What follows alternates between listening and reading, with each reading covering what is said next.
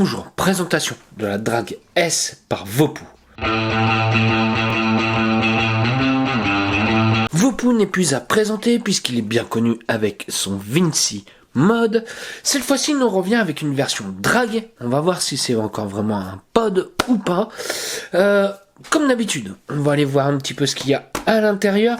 Donc nous avons toujours un scratch code pour voir si c'est bien un original. Et hop, on ouvre un petit peu. Alors comme on peut voir, là c'est la notice du Drag X et du Drag S. Le Drag X, ça sera une autre vidéo. Donc allez, on continue un petit peu. Voilà, hop. Nous avons une petite carte avec des instructions à l'intérieur. Voilà, et nous avons deux résistances fournies. Alors, nous avons de nouvelles résistances. Cette fois-ci, nous avons une résistance à 0,2 fournie avec, et nous avons une résistance à 0,3 ohm. La nouvelle résistance est en mèche, autant dire qu'on va pouvoir aller de 40 à 60 watts, le maximum de cette box-là.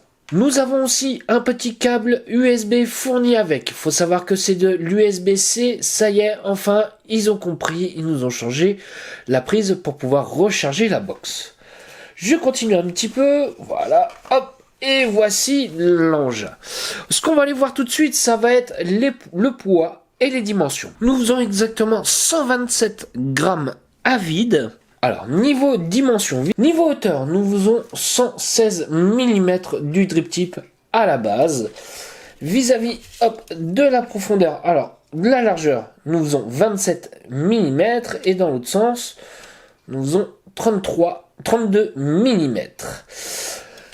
Alors, et c'est là, avec le poids, la dimension, peut-on toujours parler de pod?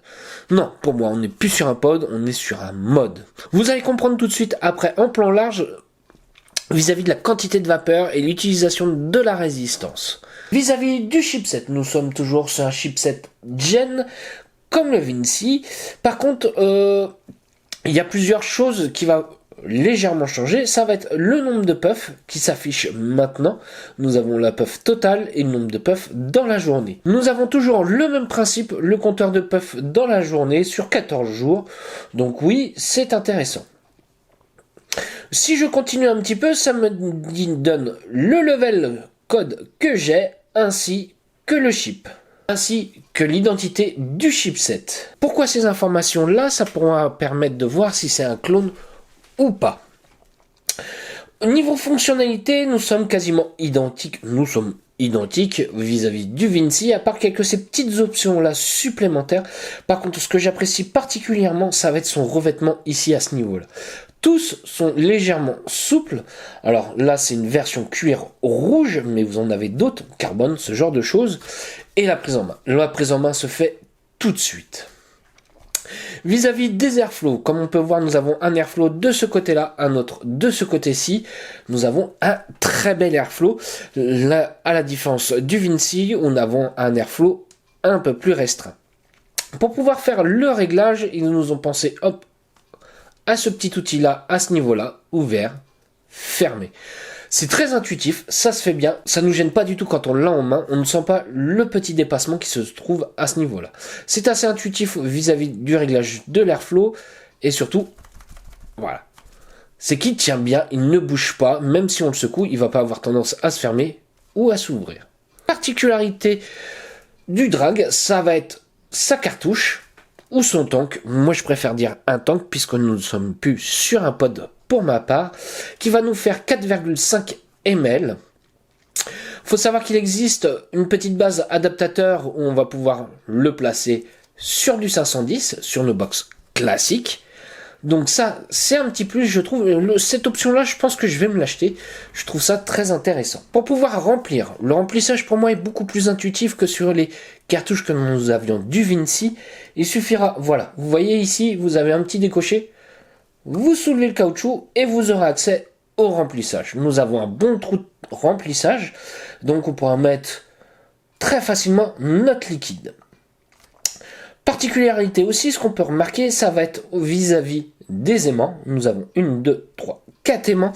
Ça fait que du coup la cartouche tient. Vous allez entendre tout de suite.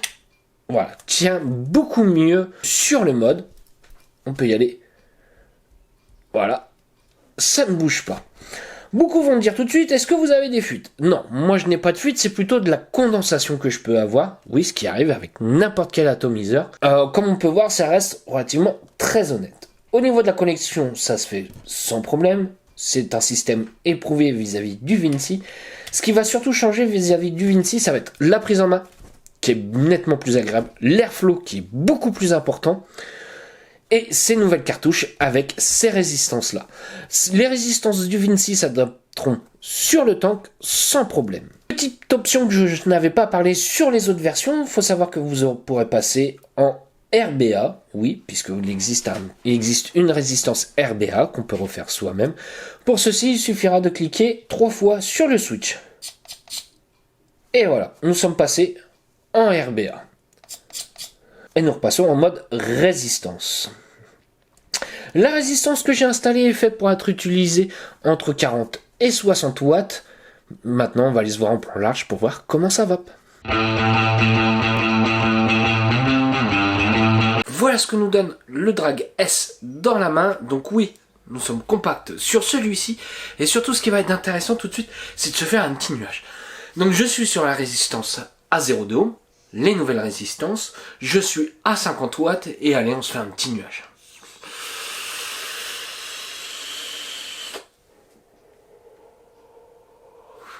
Donc oui, ça balance très bien, même très bien.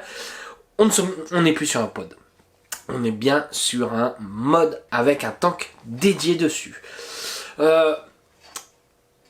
Est-ce que j'aime bien? Ouais, j'aime bien. Ces résistances-là, est-ce qu'il y a de la saveur? Oui, à fond, il y a de la saveur, ça marche bien. Petite particularité du Drag S, vous voyez le switch, je n'y touche pas.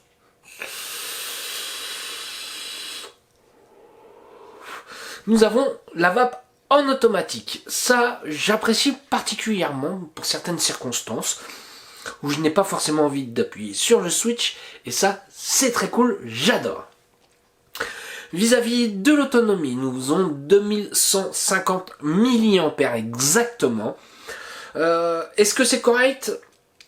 À 50 watts, ça va avoir tendance à se vider un petit peu vite. Par contre, c'est là où je vais préciser, la recharge se fait très rapidement.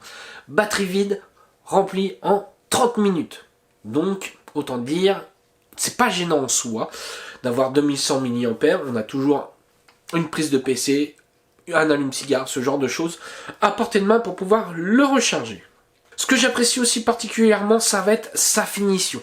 Les différentes coloris que vous pouvez retrouver ici et surtout les petits caoutchoucs que vous avez au bas du mode. Pourquoi? Comme ça, quand on le pose, souvent on va rayer ces parties-là en premier, malheureusement. Mais là, cette fois-ci, ils ont pensé à nous mettre 4 petits joints à ce niveau-là, qui fait que ça remonte un petit peu et on ne rayera pas le bas du mode. Et ça, c'est bête à dire, mais c'est des petites finitions qui font toujours un plus. Vis-à-vis du prix, nous sommes aux alentours d'une 50aine d'euros. Ouais, nous sommes un petit peu plus chers. Je suis d'accord. Est-ce que ça les vaut? Oui, pour moi, ça les vaut largement, puisque ça fonctionne très bien. Quelqu'un qui veut débuter avec ça, il n'y aura aucun souci. Avec des résistances à 1 ohm, ce genre de choses, avec un airflow un peu plus restreint, il n'y aura pas de souci, puisque l'airflow fonctionne très bien. Là, par exemple, je vais baisser mon airflow. Hop, j'ai mis, j'ai fermé à 2 tiers à peu près. On voit que le tirage est quand même nettement plus serré et quand je le ferme entièrement. Si je ferme l'airflow complet, ça laisse passer quand même un petit peu. Rien de méchant, rien de rédhibitoire, loin de là, le fait que l'airflow ne se ferme pas entièrement. Ça me gêne pas du tout, ça laisse quand même un petit passage d'air.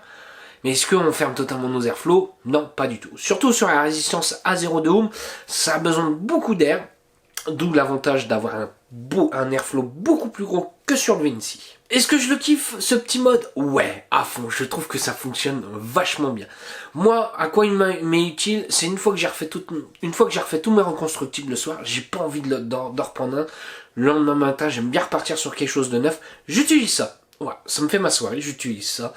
Je suis pas embêté, ce genre de choses. Est-ce que c'est indispensable en soi? Non, pas forcément.